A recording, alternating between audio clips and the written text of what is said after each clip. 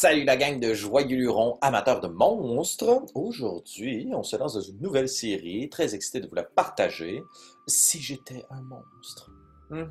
Parce qu'en tant que Dungeon Master, ben, souvent on est appelé à incarner ces magnifiques bêtes qui vont affronter vos aventuriers.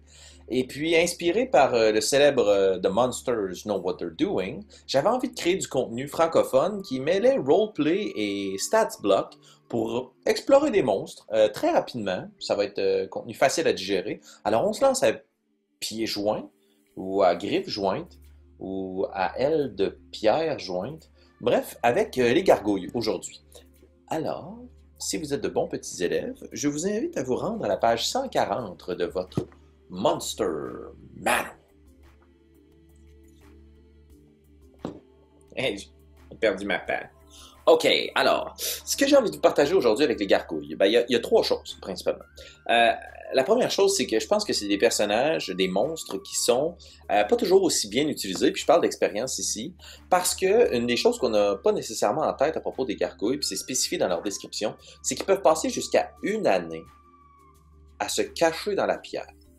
Puis moi, en tant que maître du jeu, je te scrapais une année de costume et de camouflage en les faisant se catapulter en plein milieu de votre groupe d'aventuriers, comme ça, sans même profiter de l'élément de la surprise. Alors, première chose, si jamais vous ajoutez des gargouilles dans une aventure, ça peut être assez intéressant d'utiliser l'élément de surprise. On parle quand même ici d'un monstre qui a un challenge rating de 2, donc un bon défi, en solo pour un groupe d'aventuriers peut-être niveau 3, on parle de 4-5 personnages. Sinon, ben, peut-être quelques gargouilles, pardon, qui peuplent l'entrée d'un temple, qui gardent un château, ou même une chose qui est très intéressante, c'est de les faire garder un trésor. Donc après le combat contre un mage, ben, les gargouilles sont encore là pour protéger ce que le mage défendait ou ce qu'il chérissait. Vos aventuriers étant donc affaiblis de cette première rencontre contre de grands magiciens, ils vont être assez surpris de se manger des griffes de pierre d'en face.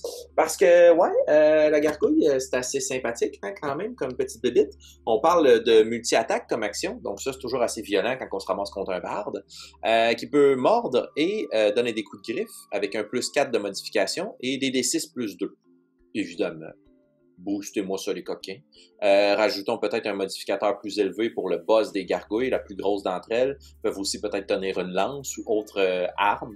Donc quelque chose d'assez intéressant sur l'attaque. Deuxième chose que j'ai envie de vous dire à propos des gargouilles, puis que moi j'avais vraiment mal joué, évidemment c'est juste des règles. On les suggère, tu fais ce que tu veux, t'es maître du jeu après tout. C'est que les gargouilles, elles ont un alignement chaotique evil. Ça veut dire qu'il y a très peu, voire pas de chances que tu puisses négocier avec ton sympathique monstre de pierre. Ça le dit, ils ont une réputation de meurtriers sanglants et leur plus grande passion, c'est de tuer les intrus ou de torturer des gens. Ça doit pas aller souvent aux pommes, ces monstres-là. Une autre chose qui est intéressante à mentionner à propos des gargouilles, puis qui justement joue sur les réputations, c'est que pour éviter que vos joueurs ne soient pas surpris par les gargouilles et puis qu'ils n'aient pas envie de commencer à négocier avec eux, c'est leur aptitude false appearance, apparence fausse. Quand la gargouille reste immobile, elle ne peut pas être distinguée d'une statue inanimée. Fait qu'on s'imagine donc qu'il y a peut-être plein de statues dans une salle puis qu'il y a 2 ou 3 gargouilles parmi elles, même si c'est un warlock avec des espèces de yeux du démon qui est capable de voir de la magie 3000 pieds d'avance, eh ben il peut pas la reconnaître, la gargouille. OK? Voilà, c'est dit, c'est fait. Troisième chose, la plus importante, qui moi, je n'ai jamais utilisé ça quand je faisais jouer des gargouilles, c'est comme ça prend tout son sens puis ça donne toute la force à ces personnages, eh bien, c'est que ça vole de 60 pieds. Alors, abusez de cet envol. 2 suggestions pour vous, maître du jeu. Si j'étais un monstre et si j'étais une gargouille, fort probable que j'attendrais justement à l'entrée du temple que les aventuriers innocents, naïfs, avance vers un gros trésor qui ne semble pas être gardé. Et puis, d'environ 20 pieds dans les airs, surprise round, je fonce vers eux, je pogne le premier que je veux, je m'envole 40 pieds dans les airs, puis je le drop. Ta, ta, ta, ta. Ou bien, une autre chose qui peut être intéressante, si on a quelques gargouilles, puis qu'on peut utiliser justement leur aptitude de vol, quand même, 60 pieds de vitesse, c'est pas rien, c'est de descendre, donner quelques coups de papate et remonter dans les airs, loin de la portée du barbare qui peut s'en donner à cœur joie, et combiner à leur résistance contre les bludgeoning, piercing, slashing, from non-magical attacks not made with adamantine weapons, ce qui est assez rare niveau 2, Ça fait des bêtes assez puissantes avec une armure de 15 et puis 52 points de vie. Hein? Voilà, c'est tout.